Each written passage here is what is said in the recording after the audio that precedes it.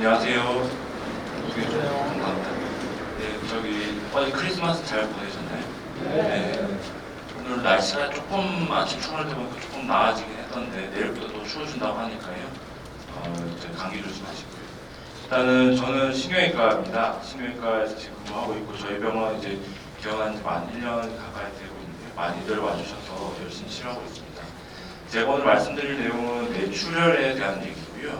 사실 이제 신경과 선생님들께서는 뇌졸중이라고 해서 이제 혈관이 막히는 병에 대해서 그 강좌가 해주실 예정이고, 저희는 이제 보통 수술 쪽을 많이 하기 때문에 뇌출혈에 대해서 말씀드리도록 하겠습니다. 저희 병원 이렇게 지어놨습니다. 많이들 와주시고 계시고요. 올해 9월에 나온 통계청 발표를 보면 이게 매년 나오거든요. 그래서 사망 원인 순위가 계속 바뀌고 있습니다. 그 중에서 이제 뇌혈관 질환이 사실은 옛날 그 80년대부터 점점 더 이렇게 줄어들고 있는 추세입니다. 이게 이전에는 혈압 조절이나 이런 게 안 되시면서 뇌출혈 환자분들이 많다가 최근에는 여러 가지 이제 생활 습관도 변하기도 했고, 그다음에 혈압 자체도 조절이 잘 되면서 점차 줄어들고 있는 걸로 보이지만, 일단은 뇌혈관 질환 자체가 아직까지는 상위 5위 안에 이제 사망 원인이 든다라고 알고 계시면 되겠고요.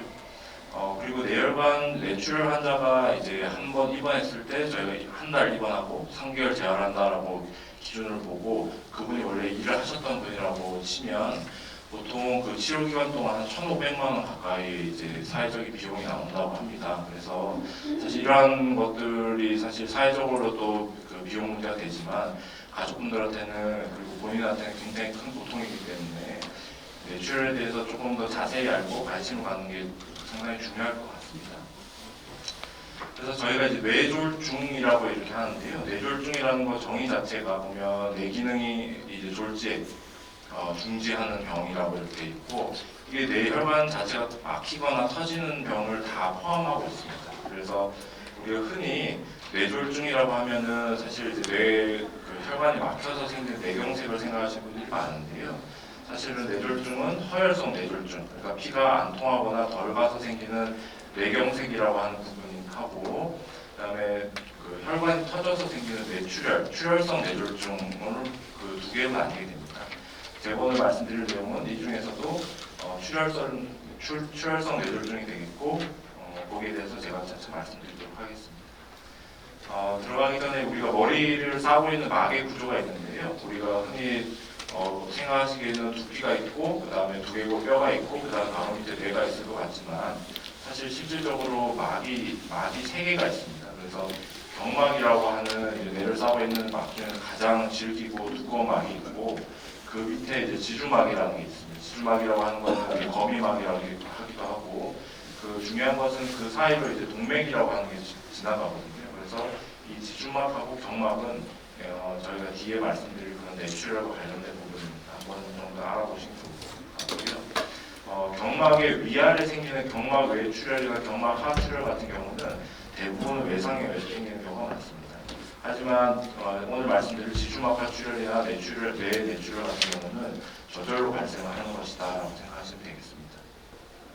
그래서 다시 한번 정리를 해보면 뇌졸중이라고 하는 큰 이제 범위의 질병이 있는데요. 그 중에서 피가 모자라거나 막혀서 생기는 허혈성 뇌졸중은 이제 나머지 다른 그 교수님께서 강좌를 해주실 거고, 오늘은 제가 출혈성 뇌졸중, 그 중에서도 뇌 뇌출혈과 지주막 하출혈에 대해서 말씀드리도록 하겠습니다. 오늘 그 강좌를 들으시고 이런 것들을 좀 알고 가셨으면 좋겠다는 생각이 있어서 정리를 해봤는데요. 먼저 출혈성 뇌졸중은 무엇일까? 그래서 그 뇌졸중이 2개가 있더라. 그 중에서 출혈성 뇌졸중이 뇌출혈이더라. 이 정도 알고 계시면 좋으실 것 같고요. 그렇다면은 2개의 뇌 뇌출혈과 지주막 하출혈은 무엇이고, 어떻게 진단하고 어떻게 치료하고, 그 다음에 예방하는 방법은 뭐가 있을까? 그 다음에 뇌동맥류는 왜 치료를 해야 되는가? 이거에 대해서 알고 가시면 좋을 것 같고요. 그 다음에 혈압 관리랑 금연이 매우 중요하다는 것을 뒤에서도 한 번 더 말씀드릴 것입니다.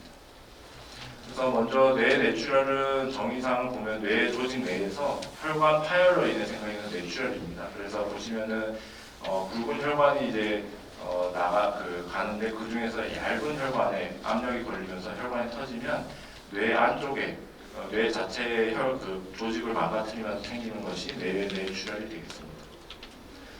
뇌내출혈의 원인은 사실 가장 흔한 것이 고혈압이고요. 그 외에 혈관 기형이나 아밀로이드 혈관 병증과 같은 연세가 드시면 생기는 부분들이 있고, 그다음 뇌종양이라든지 아니면 약물 복용과 같은 다양한 원인에서 생깁니다. 그래서 아까 말씀드렸듯이 큰 혈관에서 생기기도 하지만 주로는 압력이 바로 이제 직각으로 걸리는 얇은 혈관에서 걸리게 되고요. 주로 많이 생기는 기저핵이라고 그래서 뇌의 가장 깊은 곳에 있고 보통 운동 기능을 담당하는 그 부분에 가장 많이 생기게 됩니다. 말씀드렸듯이 이제 뇌 뇌출혈의 원인은 고혈압이 가장 많다. 그리고 이 고혈압은 사실 출혈성 뇌출혈뿐만이 아니고 허혈성 뇌출혈에 해당이 됩니다. 그렇기 때문에 뇌 뇌출혈을 예방하고 그다음에 그것을 치료하기 위해서는 적절한 혈압 조절이 굉장히 중요하다라고 알고 계시면 되겠습니다. 그 외에 혈관 기형이라고 하는 것은 사실 이제 이건 막을 수가 없는 거거든요. 원래 태어나실 때부터 가지고 계시거나 아니면은 이제 생활하시면서 발생이 될 수는 있는데 대부분은 선천성으로 갖고 계시고 뭐 동정맥 기형이라든지 모야모야병이라고 해서 혈관이 이제 점차 막혀가는 병들이 있는데 그런 것들이 이렇게 조영수를 해보면 굉장히 무시무시하게 생겼거든요. 이런 것 때문에 또 뇌내출혈이 발생할 수 있는데 사실은 이제 여기 오신 많은 이제 많은 손님분들께는 사실은 고혈압이 제일 중요하고 고혈압에 의해서 생기는 뇌내출이 가장 많다라고 제가 말씀드리고 싶습니다. 그렇다면 뇌내출혈 증상이 뭐가 있을까 이렇게 정리를 해봤는데요. 사실은 뇌내출혈로 이제 가장 먼저 발생하는 것들은 사실 마비가 제일 먼저입니다. 그리고 나서 머리가 아프다가. 근데 이제 이게 꼭 맞는 것은 아니고요. 두통이나 어지러움이 있을 수가 있습니다. 피 자체가 아주 적을 경우에는 두통이나 어지러움 자체로만 오는 경우가 있고, 그다음에 반신마비 한쪽으로 마비가 오거나 안면마비가 오는 경우가 있는데 아까 말씀드렸듯이 이제 뇌 뇌출혈이 가장 많이 생기는 부분이 기저핵이라는 부분이고 기저핵이라고 하는 부분은 몸의 운동을 담당하는 부분이거든요. 그래서 오른쪽이면 왼쪽이면 오른쪽을 담당하기 때문에 생긴 부분의 반대쪽에 힘이 빠지는 증상이 나타나게 됩니다.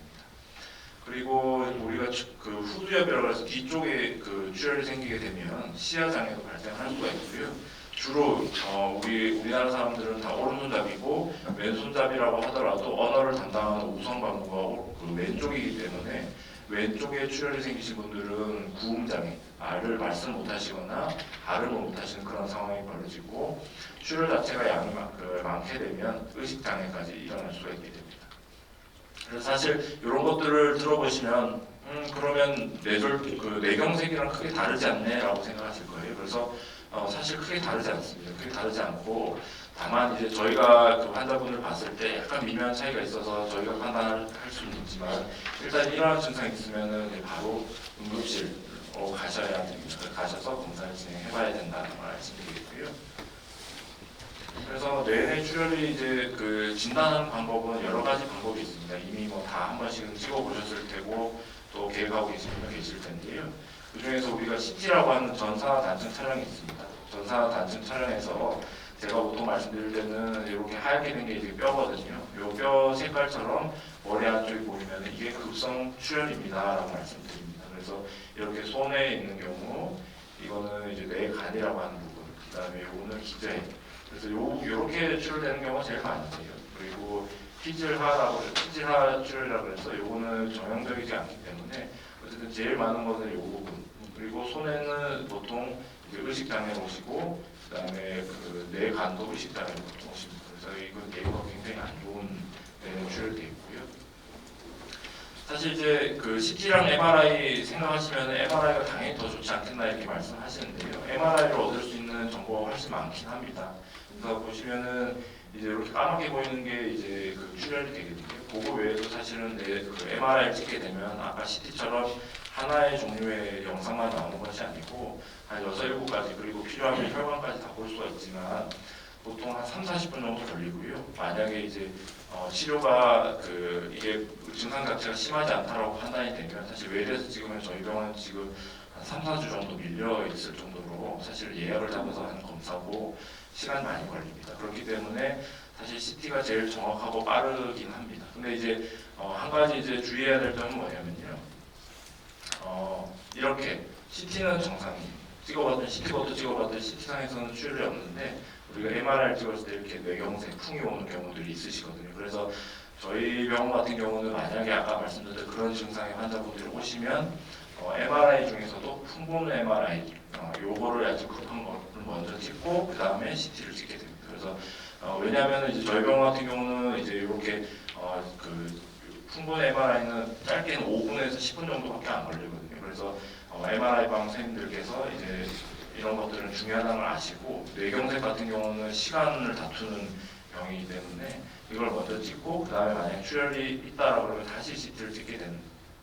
그래서 저희 병원은 조금 다를 수 있다. 그래서 다른 병원 가셨는데 왜 이 병원은 MR 안 찍어주냐 이렇게 하시지 마시고 그건 병원마다 조금 다를 수 있다는 걸 아시면 되겠습니다. 그 외에 이제 혈관 내출혈 자체를 보기 위해서 혈관 조영술 같은 걸 할 수 있는데요. 이런 데서 이제 저희 신경외과나 뭐 신경과 영상외과 이제 의사가 직접 관을 이제 사타구니나 이제 팔 쪽에 혈관에다 놓고 이렇게 조영제를 쓰면서 검사하는 것이 혈관 조영술이 되는데 어차피 급성기에 오셨을 때는 이렇게 뇌 내출혈에 대해서 진단하기 위해서 이런 검사를 바로 하진 않습니다. 그래서 이렇게 진단이 되면 치료를 해야 되는데요. 대부분의 경우에는 뇌 내출혈이 있다 그러면은 바로 중환자실로 들어가게 되고요. 저희 병원 중환자실은 이렇게 1인실로 이렇게 다 구분이 다 돼 있거든요. 그래서 하나의 침대에 각각 모니터 이렇게 달려 있고 이렇게 여러 가지 모니터를 보면서 이제 환자분이 혈압 조절을 하게 됩니다. 혈압 조절을 하는 이유는 혈압 조절이 제대로 안 되면 급성기의 뇌 내출혈이 늘어나게 되거든요. 그러면은 환자분이 더 고통받고 힘들으시기 때문에 첫 번째로 오시면 바로 혈압 조절부터 먼저 하게 됩니다. 그리고 이 혈압 조절을 하면서 뇌압 조절을 같이 하게 되는데 사람 몸이라는 게 머리 쪽에 출혈이 생기면 뇌압이 올라가면서 혈압도 같이 올라가게 됩니다. 그래서 이런 것들을 보통 응급실에서 바로 응급하게 조절을 하고 그다음에 출혈 자체로 경련을 하실 수가 있기 때문에 경기 안 하는 약을 쓰게 됩니다.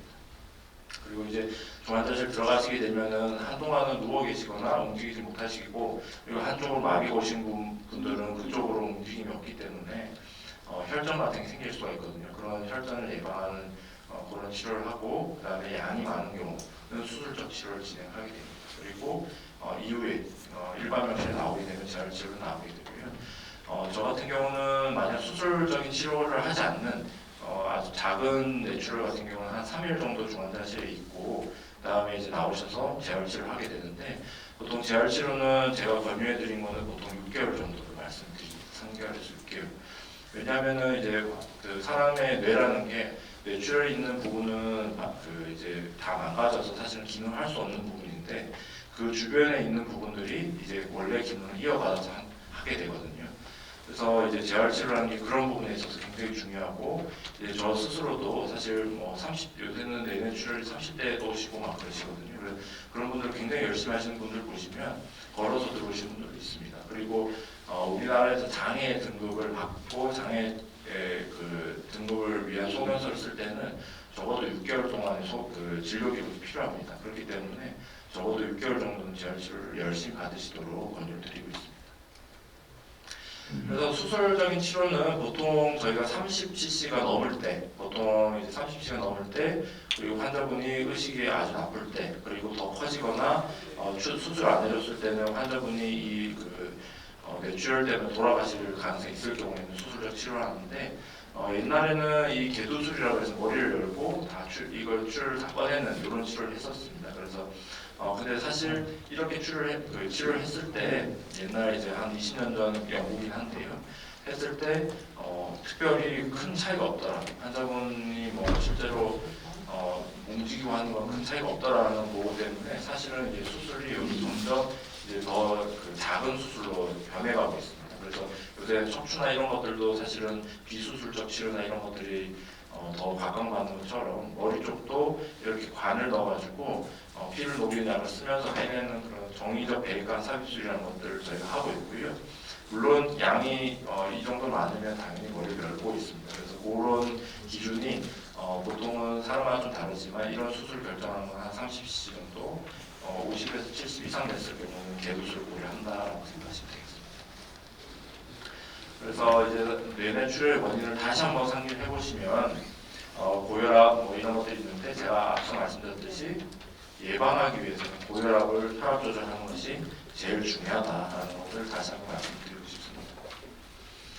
이제 두 번째인데요. 지주막하 출혈이라는 것이고, 지주막하 출혈은 지주막이라고 하는 아까 말씀드렸던 경막 밑에 지주막, 그 다음에 지주막하고 뇌 사이에는 동맥이라는 게 지나가고 있는데 그 공간에 생기는 출혈이거든요. 그래서 지주막 아래 공간에 주로 뇌동맥류 파열로 인해서 발생한 뇌출혈이고, 제가 이따가 수술 영상 한번 보여드리겠지만 이렇게 출혈이 그 막 사이에 있거든요. 그 공간 자체가 머리 전체에 이어져 있기 때문에 실질적으로 CT상에서 봤을 때는 출혈이 그렇게 많지 않지만 저희가 수술장 들어가 보면 이렇게 보시는 것 같이 머리 전반에 다 출혈이 퍼져 있게 됩니다. 지주막하 출혈은 사실 우리나라 분들한테는 익숙해진 계기가 안재욱 씨가 이제 미국에서 촬영하셨던지 그 동안에 뇌동맥류가 터지면서 지주막하 출혈이 생겼죠. 그때 이제 그 화두가 됐던 게 첫 번째로는 병원비가 뭐 1억 넘게 들었다. 두 번째로는 그런데도 잘 회복돼서 이제 뭐 힐링 캠프 나오고 했던 그것 때문에 아마 조금 친숙해졌을 겁니다. 그래서 그거에 대해서 한번 알아보도록 하겠습니다. 우리가 지주막하 출혈의 원인은 사실은 뇌동맥류 파열이 제일 많다라고 보시면 되겠고요. 그 이외에 혈관 기형이나 뇌종양, 외상, 기타 등등이 있는데 사실 이제 전체적으로 봤을 때는 지주막하 출혈의 가장 흔한 원인은 외상입니다. 그래서 머리를 부딪혔을 때도 그 지주막이라는 공간에 출혈이 보일 수가 있고 그 양이 커질 수가 있는데 대부분은 저절로 멈추고요. 왜냐하면 아주 작은 혈관이 터지기 때문에. 그래서 외상이 많지만 저절로 생기는, 그러니까 가만히 있다가 갑자기 생기는 지주막하 출혈 같은 경우는 제일 많은 것이 뇌동맥류 파열이 되겠습니다. 우리가 머리 안쪽으로 들어가는 혈관이 이렇게 여기 원래 2개가 있고 머리 2개가 있어 총 4개가 들어가는데요. 어디서든지 생길 수가 있고 이런 것들이 하나씩 커지면 이런 식으로 모양처럼 커지면서 터지게 됩니다. 그래서 말씀드린 지주막하 출혈은 대부분 저절로 생기는 출혈은 뇌동맥류라는 게 터져서 생기는 것이다 라고 생각하시면 되겠고요. 그렇다면 우리가 뇌동맥류가 터지지 않았을 때 어떤 상태인지 한번 봐야 될 것 같은데요. 우리가 비파열성 뇌동맥류, 터지지 않은 뇌동맥류는 이렇게 생겼습니다. 보시면은 무슨 뭐 과일 익은 것처럼 돼 있잖아요. 그래서 이렇게 약간 하얗게 돼야 되는데 이런 것들 혈관벽이 약해지면서 이렇게 부풀게 됩니다. 이런 것들이 이제 비파열성 뇌동맥류고 전체 인구의 한 1% 정도, 많게는 1% 정도 되고 중년 여성에서 보통 진단이 많이 되는 걸로 되어 있습니다. 그래서 사실 이제 우리나라는 요새 CT나 MRI 같은 거 찍기가 이제 굉장히 수월하거든요. 건강검진할 때도 MRI 넘게 편하고 이제 내년부터는 조금 기준이 바뀐다고 하지만 지금 문재인 케어가 되면서 MRI를 사실 증상만으로도 찍을 수가 있기 때문에 사실 요새 들어서 뇌동맥류가 우연히 발견되는 건 굉장히 많습니다. 그래서 말씀드리고 싶은 거는 대부분의 무증상입니다. 사실 이제 MRI나 CT를 찍을 때는 증상이 있어서 찍으시는데 두통에 어지러움 이렇게 찍으시는데 사실은 그 뇌동맥류라고 하는 거는 터지기 전까지는 증상이 전혀 없습니다. 그렇기 때문에 우연히 발견되는 경우가 대부분이고 우연히 발견되게 되면 이런 것들을 어떻게 할지를 이제 의사가 상의를 하시는 게 좋을 것 같고요. 그렇다면 나머지 2~3%는 어떤 증상이 있느냐? 그러면은 뇌 신경마비나 심한 두통인데 어지간한 두통이 아닙니다. 그러니까 이게 태어나서 이렇게 아픈 건 처음이다라고 말씀하시는 경우, 그런 경우는 대부분 사실 터져서 오신 경우가 많고요. 뇌 신경마비라고 하는 거는 이게 이제 신경이 주변에 하얗게 있는 신경인데 신경 주변에 그 뇌동맥류 이렇게 자라면서 이게 신경을 누르게 되면 눈이 눈꺼풀이 이렇게 쳐져서 안 떠지거나 그런 증상들이 생깁니다. 그래서 우연히 그렇게 발견되는 경우도 있고요. 최근에는 말씀드렸듯이 진단율이 높아지고 있습니다. 그래서 비파열성 뇌동맥류는 터지지 않은 뇌동맥류고 상당히 흔하지만 증상이 없다라고 생각하시면 되겠습니다. 그래서 그 비파열성 뇌동맥류가 이제 터졌을 경우에 지주막하 출혈이 생기는데요. 그때 이제 보통 사실 뭐 40% 정도의 환자분은 사실 그 자리에서 돌아가신 경우가 많습니다. 그래서 그 어머님들, 아버님들 세대에 이 이전에 갑자기 급사하셨다고 하신 분들이 두 가지인데요. 보통은 지주막하 출혈 또는 아니면 심장마비 이렇게 두 가지를 저희가 추정을 하고 있는데 지주막하 출혈이 이제 만약에 그 의식이 있는 채로 병원에 오신다고 하시면은 대부분 이제 내가 몇 시에 뭐 하다가 심한 두통이 생겼다라는 걸 기억하실 정도로 굉장히 심한 두통을 호소합니다. 그래서 내 머리가 너무 아픈데 이렇게 해서 병원을 가보시면 심혈과 의사 물어보실 거예요. 언제 뭐 하시다고 그러셨어요? 그러면 잘 모르겠는데 그러시면 사실 이거는 저희가 그 정도는 아니다라고 저희가 말씀드리고 보통은 뭐 7시에 길 가다가 내가 뭐 먹고 있었는데 갑자기 뭐 때리는 거니까 이렇게 굉장히 정확하게 기억하고 계시거든요. 그만큼 생전에 겪어보지 못한 두통 그 다음에 뒷목이 뻣뻣해지는데 뒷목이 뻣뻣해지기 이전의 두통이 옵니다. 그리고 그러면서 오신 구토 토하는 증상 이런 것들은 대부분 이제 뇌 지주막하 출혈이 생기면서 뇌압이 높아지기 전에 뇌압이 높아지면 생기는 그 증상이라고 생각하시면 되겠고요. 그 다음에 의식장애 이런 것들이 있을 수 있다 이렇게 생각하시면 되겠습니다. 그래서 지주막하 출혈도 마찬가지입니다. 출혈에 있어서 가장 빠르고 정확한 그 검사는 전사 단층 촬영 CT가 되겠고요. CT에서 보시면은 아까 뇌 안쪽에 이렇게 출혈이 있던 뇌내 출혈과 달리 이렇게 별 모양처럼 생기거든요. 이게 이제 지주막하 공간이라는 공간에 생긴 겁니다. 그래서 보시면은 이것도 양이 그렇게 많지 않아 보이지만 실질적으로 머리 전체에 다 퍼져 있는 겁니다. 이미 수도 쪽으로 조금 오시는 분이고, 그래서 제일 정확한 거는 지주막하 출혈. 이거 같은 경우는 사실 뇌경색이랑 좀 헷갈리는 경우는 좀 드뭅니다. 왜냐하면 의식장애 오시거나 아니면 두통만으로 오시는 경우가 많기 때문에 대부분 CT를 먼저 찍거든요. 그래서 저희 병원도 이런 분들은 대부분 CT를 먼저 찍고 있습니다. 그렇다면 이제 우리가 지주막하 출혈이 있다 그러면은 뇌동맥류가 터져서 생겼다고 그러는데 이제 뇌동맥류가 어디 있는지를 확인을 해야 되겠죠. 그래서 그 확인하는 방법이 여러 가지가 있는데 그 중에서도 어쨌든 제일 빠른 것은 CT를 이용한 혈관 CT입니다. 그래서 혈관 CT, 그 다음에 MRA, 그 다음에 혈관 조영술이라는 게 있는데 어쨌든 일로 갈수록 제일 정확하고 정보가 많지만 시간이 많이 걸립니다. 그래서 일단은 혈관 CT를 통해서 대체적인 위치랑 모양을 안 다음에 그 다음에 MRI는 나중에 찍고 보통은 뇌혈관 조영술이라는 걸 하고 난 다음에 어떻게 치료할지를 결정한다라고 생각하시면 되겠습니다.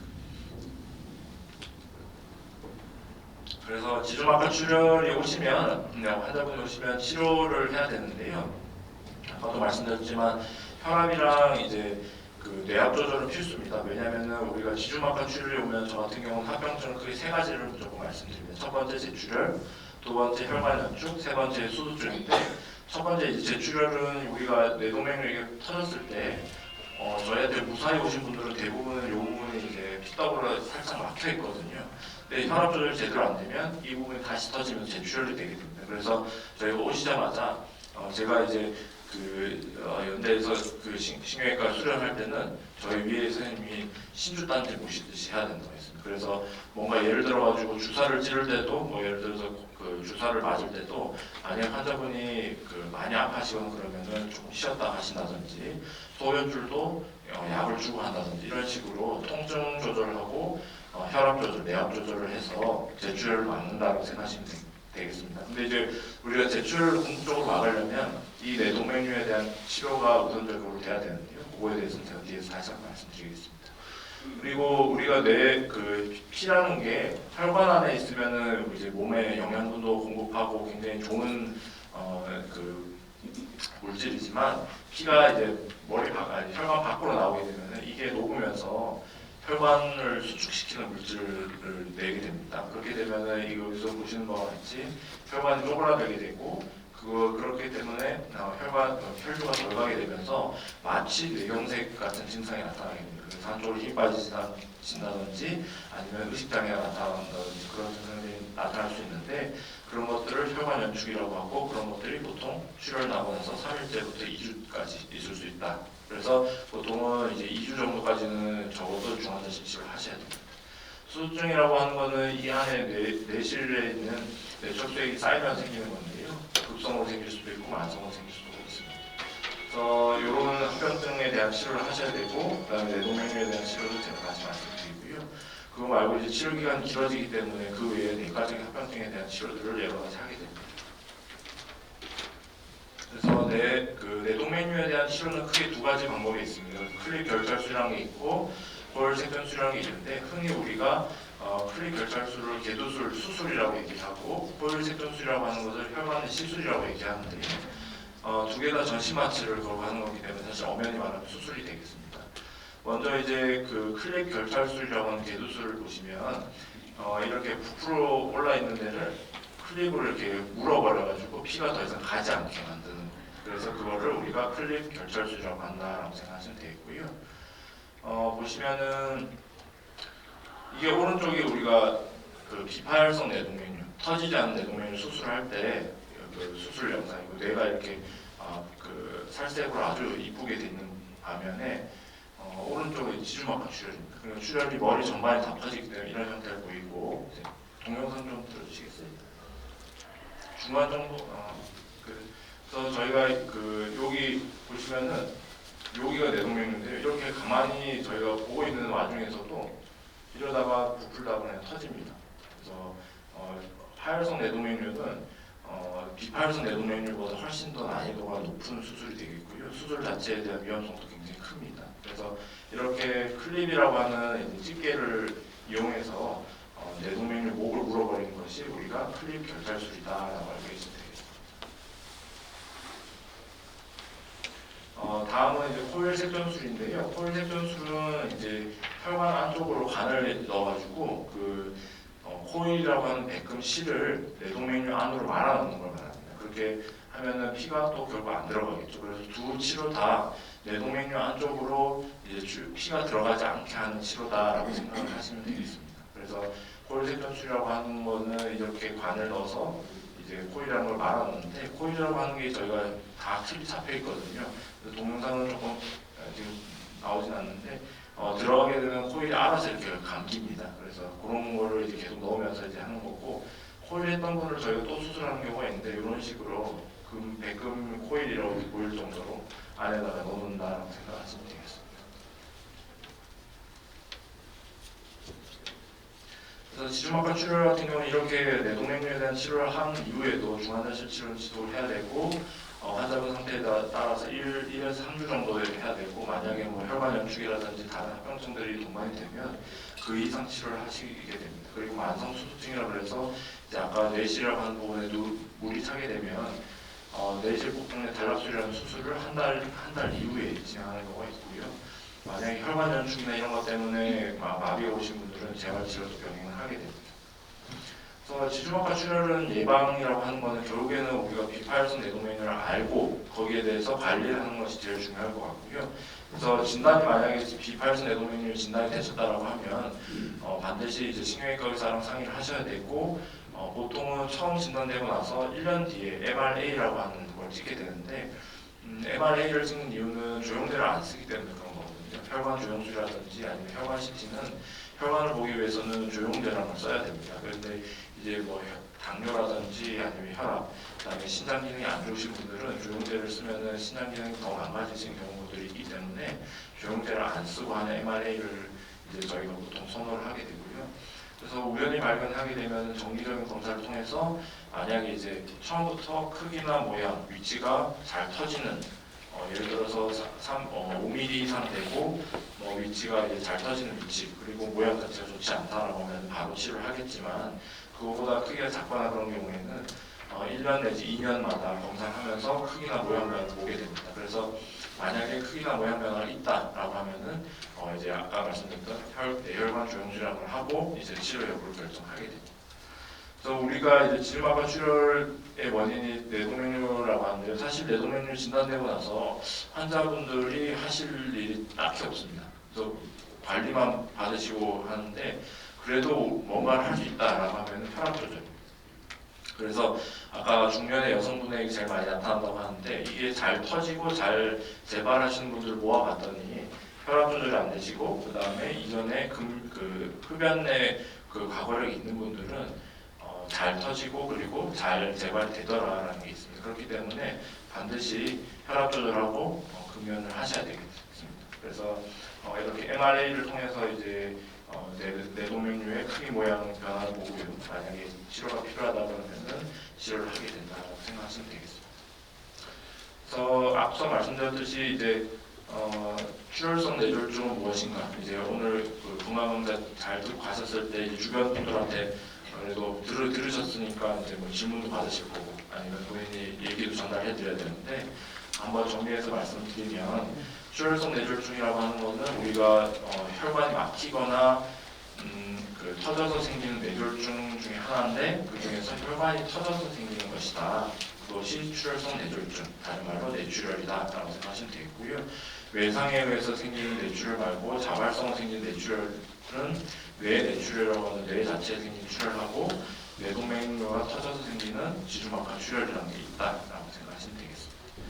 뇌 뇌출혈은 무엇인가 말씀드렸듯이 그렇게 하시고 하지만 제일 중요한 것은 혈압 조절이다. 혈압 조절이 안 돼서 생기는 뇌출혈이 가장 많고 그렇기 때문에 혈압 조절을 잘 하셔야 됩니다라고 말씀해 주시면 되겠습니다. 그리고 지주막하 출혈이라는 것은 결국 이제 뇌동맥류라는 게 터져서 생기는 것인데 뇌동맥류는 이제 그 크기나 모양이 변하게 되면은 이것이 결국은 터지는 길로 가기 때문에 반드시 치료를 하셔야 되고 치료를 하지 않을 정도의 크기가 작고 잘 터지지 않는 부위의 뇌동맥류라고 하면 정기적으로 검사를 하면서 지켜보게 된다라고 생각하시면 되겠습니다. 거듭 말씀드렸지만 혈압 관리랑 운영이 매우 중요합니다. 그래서 저희 신경외과는 총 7분의 그 교수님 계시고요. 그 중에서 지금 뇌혈관 담당하고 있는 분은 서희규 교수님, 그 다음에 저, 조동현 교수님 세 분이 담당하고 있습니다. 말씀드렸듯이 뇌혈관 질환하고 아까 말씀드린 시술 이런 것들, 그 다음에 뇌졸중, 뇌경색 중에서도 저희가 수술을 해야 되는 뇌경색들이 있거든요. 그런 뇌경색, 그 다음 두통화질 이런 것들을 지금 보고 있습니다. 경청해 주셔서 감사합니다.